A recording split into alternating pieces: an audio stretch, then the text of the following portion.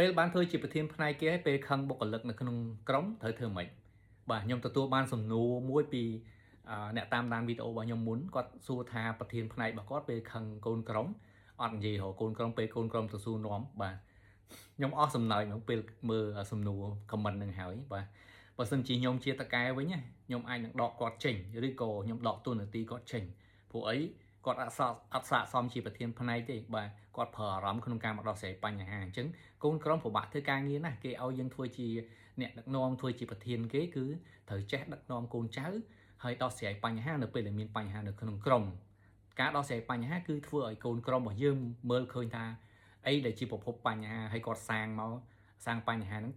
ចេញពីប្រភពណាដើម្បីឲ្យថ្ងៃក្រោយនេះឲ្យគាត់ប្រុងប្រយ័ត្នបាទកុំឲ្យសាងកំហុសត្រែលបើមិនជាយើងដឹកនាំហើយណែនាំគាត់ឲ្យដឹងពីបញ្ហាហ្នឹងហើយគាត់នៅទៅប្រព្រឹត្តម្ដងជា2ដងខុស2ដងហើយយើងត្រូវចេញលិខិតពមៀនដើម្បីគាត់ប្រុងប្រយ័ត្នថែមទៀតអញ្ចឹងណាបាទអាហ្នឹងគឺជាវិធីសាស្ត្រក្នុងការដោះស្រាយបញ្ហាដើម្បីឲ្យវាត្រូវទៅតាម policy ឬក៏ស្តង់ដារការងារយើងអត់ត្រូវប្រើអារម្មណ៍ទេនៅក្នុងផ្ទះខឹងគ្នាអត់និយាយរកគ្នាចប់ហ្មងបាទនៅកន្លែងការងារមិននៅក្នុងផ្ទះយើងទេបាទហើយម្យ៉ាងយើងជាមេគេទៀតមិនបានធ្វើកលេសខេះអញ្ចឹងបាទអ្នកផ្សេងទៀតធ្លាប់ជួប